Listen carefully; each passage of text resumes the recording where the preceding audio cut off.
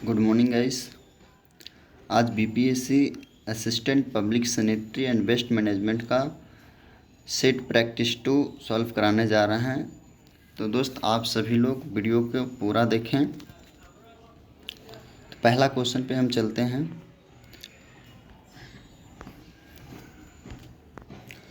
निम्नलिखित में से कौन सक्रिय कीचड़ बैक्टीरिया की श्रेणी में आता है? तो आंसर ऑप्शन नंबर डी, उपयुक्त सभी, यानी स्ट्रेप्टोकोकस, स्यूडोमोनास, जुगलिया रामिगेरा, ये सभी ये सक्रिय कीचड़ बैक्टीरिया के श्रेणी में आता है। दूसरा क्वेश्चन पे चलते हैं। अवशिष्ट जल उपचार बद्स में किस प्रकार की जीवाणु पाए जाते हैं के निशान है? तो इसका सही जवाब है ग्राम नकारात्मक बैक्टीरिया। ऑप्शन नंबर बी सही जवाब है। अवशिष्ट जल उपचार बद्स में किस प्रकार की जीवाणु पाए जाते हैं के निशान है? तो ग्राम नकारात्मक बैक्टीरिया। अगला क्वेश्चन, निम्नलिखित में से कौन सा कथन ऑक्सीकरण तालाब या लैगून के संबंध में गलत है? तो इसका आंसर सीवेज बिंदु पूरी तरह से एरोबिक है, यानी ये गलत इसलिए है क्योंकि सीवेज में कीचड़ होते हैं, मलमूत्र होते हैं, जो कि लैगून या तालाब में नहीं होते हैं, इससे संबंधित नहीं है। इसलिए ऑप्शन नंबर ए सही है। अगला क्वेश्चन, 2 नवंबर 1964 को स्थापित पटना नगर पालिका का नाम बदलकर पटना सिटी नगर पालिका रखा गया था कब? तो इसका आंसर ऑप्शन नंबर सी 1917 को, यानी 2 नवंबर 1964 को स्थापित पटना नगर पालिका का नाम बदलकर पटना सिटी नगर पालिका रखा गया 1917 को। अगला क्वेश्चन पे चलते हैं। पटना प्रशासनिक समिति और पटना बांकीपुर संयुक्त जल निर्माण समिति को पटना नगर निगम द्वारा प्रतिस्थापित किया, जो पटना नगर अधिनियम के प्रावधान के तहत 15 अगस्त 1952 को लागू किया गया। यानी 15 अगस्त 1952 को लागू किया गया, लेकिन इसकी स्थापना 1951, ऑप्शन नंबर सी सही है। यानी पटना प्रशासनिक समिति और पटना बांकीपुर संयुक्त जल निर्माण समिति को पटना नगर निगम द्वारा कब प्रतिस्थापित किया गया? जो पटना नगर अधिनियम के प्रावधान के तहत 15 अगस्त 1952 को लागू किया, यानी ऑप्शन नंबर सी 1951 को इसे स्थापना किया गया एवं 15 अगस्त 1952 को लागू कर दिया गया। अब अगला क्वेश्चन पे चलते हैं। खतरनाक कचरे के पूर्ण खनिजीकरण के लिए आवश्यक होती है? तो इसका आंसर है चयापचय बातचीत, ऑप्शन नंबर ए, यानी खतरनाक कचरे के पूर्ण खनिजीकरण के लिए आवश्यक चयापचय बातचीत में वो होता है जो इससे प्रबंधन से संबंधित बातचीत होता है, लोगों पर जो बुरी असर होता है खतरनाक कचरे का, हजारनेट वेस्ट का, उसको प्रबंधन से संबंधित बातचीत जो होती है उसे चयापचय बातचीत कहते हैं। अगला क्वेश्चन पे आते हैं। एरोबिक प्रक्रिया के लिए तापमान सीमा कितना डिग्री सेल्सियस होता है? तो इसका आंसर है ऑप्शन नंबर बी,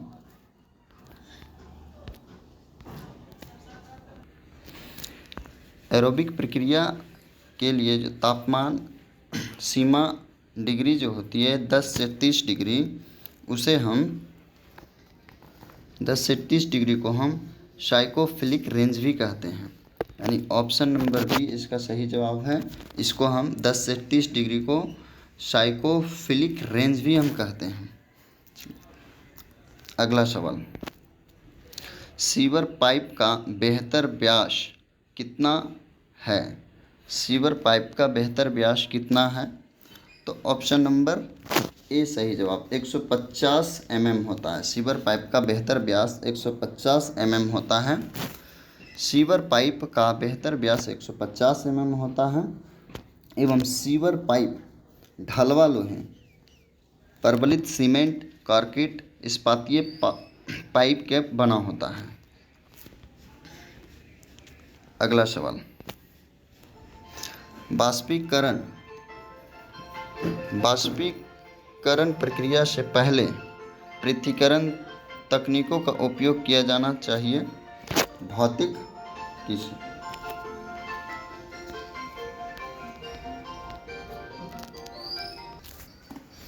यानी वाष्पीकरण प्रक्रिया से पहले भौतिक पृथक्करण तकनीकों का उपयोग किया जाता है। अगला सवाल पे चलते हैं। आप लैंडफिल से लीचेट को कैसे हटा सकते हैं? यानी लैंडफिल से लीचेट होता है रिसाव, तो उसे कैसे हटा सकते हैं? तो ऑप्शन नंबर सी इसका सही जवाब है, गुरुत्वाकर्षण द्वारा या निम्न बिंदुओं से मैपिंग करके।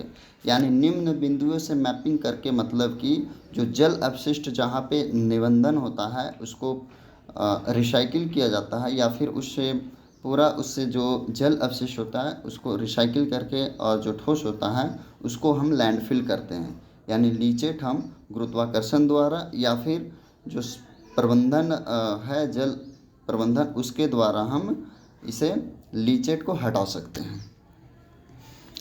अगला सवाल, उत्पन्न खतरनाक कचरे के सुरक्षित निपटान के लिए कौन जिम्मेदार है? तो इसका answer option number A generator.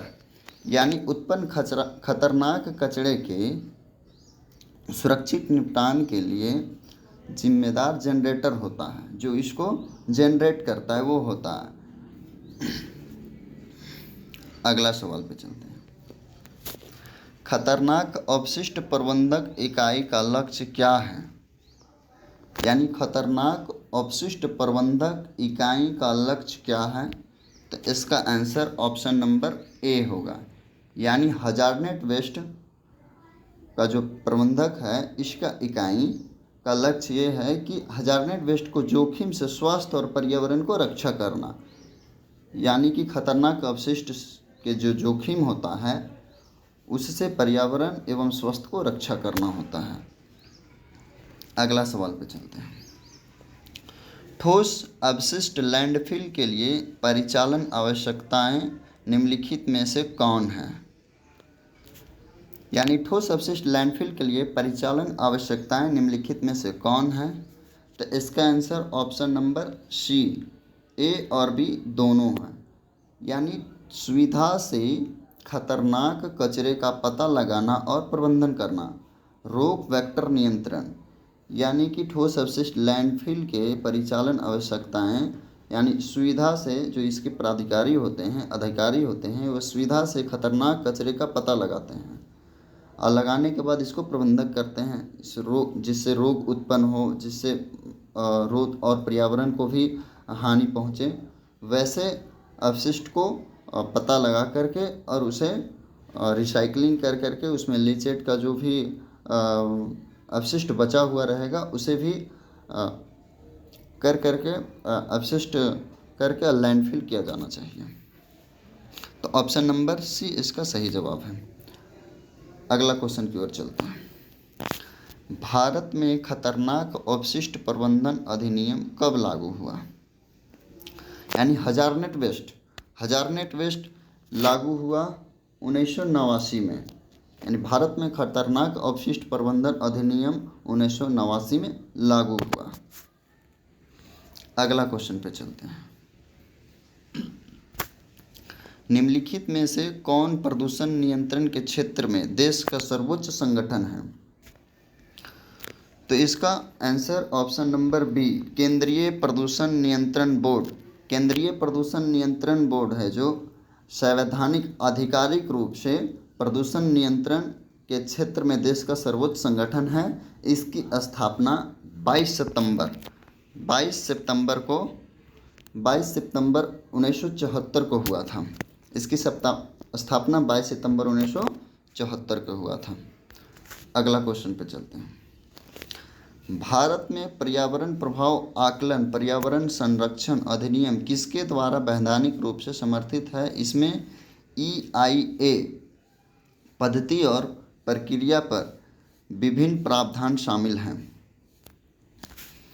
तो इसका ऑप्शन नंबर ए सही है। 1986 यानी भारत में पर्यावरण प्रभाव आकलन, पर्यावरण संरक्षण अधिनियम, जिसके द्वारा वैधानिक रूप से इसमें EIA पद्धति मतलब होता है जो इसके पदाधिकारी होते हैं, जो भी परियोजना लगाया जाता है उससे पहले उस एरिया का जांच किया जाता है कि इस जगह पे कितने सारे लोग रहते हैं, कितने सारे लोगों को ये खतरनाक अपशिष्ट इस परियोजना से निकलेगा, उसका जांच करते हैं। जांच करने के बाद उसका प्रबंधन करते हैं, उसके बाद लागू करते हैं। तो इसकी स्थापना जो पर्यावरण प्रभाव आकलन पर्यावरण संरक्षण अधिनियम की स्थापना 1986 को हुआ था। अगला सवाल पे चलते हैं। निम्नलिखित में से कौन सी गैस लैंडफिल कचरे से उत्पन्न होती है? यानी कौन सी गैस लैंडफिल कचरे से उत्पन्न होती है? तो लैंडफिल कचरे से उत्पन्न होने वाली गैस है बायोगैस।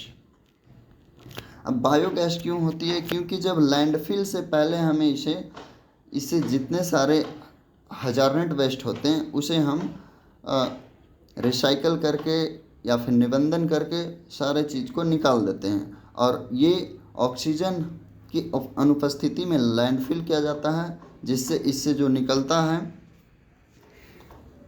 गैस के रूप में निकलता है वो बायोगैस होता है। तो ऑप्शन नंबर ए बायोगैस सही जवाब है।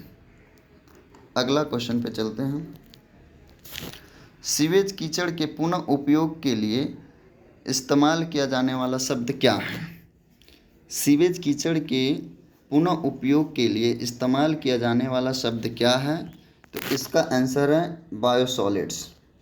सही जवाब इसका बायोसॉलिड है। यानी सीवेज कीचड़ से पुनः उपयोग के लिए इस्तेमाल में किया जाने वाला शब्द बायो कीचड़। जैसे सीवेज जो कीचड़ होते हैं, मलजल होते हैं, तो उसको हम जब निबंधक कर देते हैं और निबंधन करने के बाद हम उसे लैंडफिल के माध्यम से निबंधक करते हैं, तब वो अवशिष्ट बचता है लैंडफिल में, वो बायोसॉलिड्स यानी कि जैविक अपशिष्ट बच जाता है, तो उसे हम बायोसॉलिड्स कहते हैं।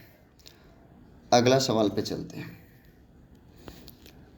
एक और सभी लोग दोस्त सब्सक्राइब करें एवं कमेंट करें, जहाँ पे भी दिक्कत हो कमेंट और सब्सक्राइब करें और शेयर करें, शेयर करना ना भूलें। अगला सवाल पे चलते हैं। निम्नलिखित में से किस अपशिष्ट जल में सीवेज नहीं होता है? यानी सीवेज नहीं होता है वो है सूलेज। सूलेज में सीवेज नहीं होता है।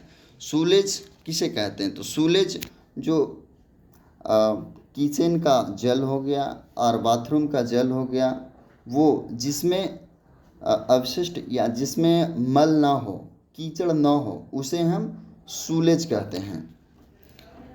इसीलिए इसे हम इस जल अपशिष्ट में सीवेज में नहीं आते हैं या नहीं होता है। अगला क्वेश्चन और ये लास्ट क्वेश्चन। शून्य अवशिष्ट प्रबंधक के बारे में निम्नलिखित में से कौन सा कथन सत्य है? तो इसका आंसर ऑप्शन नंबर डी, यानी शून्य अवशिष्ट के बारे में निम्नलिखित में से कौन सा कथन सत्य है? तो प्रत्येक प्रकार के कचरे का अलग संग्रह, स्रोत पर कचरे का पृथक्करण या सामुदायिक भागीदारी, ये सारा इसका शून्य अवशिष्ट प्रबंधक है। जैसे इसे हम 3R से डिनोट भी करते हैं। 3R रिड्यूस यानी इसको कम करना, रीयूज, और उसी चीज़ को हम दोबारा यूज करेंगे।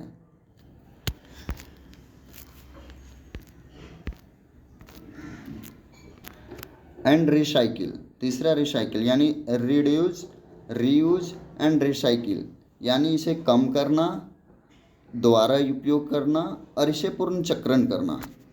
ठीक है, तो आज का ये 20 क्वेश्चन का ये सेट नंबर 2 संपन्न हुआ। तो दोस्त आप सभी लोग शेयर करें, लाइक करें, कमेंट करें और सब्सक्राइब करना ना भूलें। दोस्त ज़्यादा से ज़्यादा लोगों से शेयर करें ताकि और भी लोग अपनी तैयारी को बेहतर कर सके। अपने दोस्त एवं अपने मित्रों को शेयर करें ताकि आप लोगों को और भी सेट लाने में हमें भी अच्छा लगे, ताकि आपका कमेंट, शेयर और लाइक रहे और देखने वाला की संख्या भी ज़्यादा हो, ताकि आप लोग शेयर करें एवं सब्सक्राइब करना ना भूलें।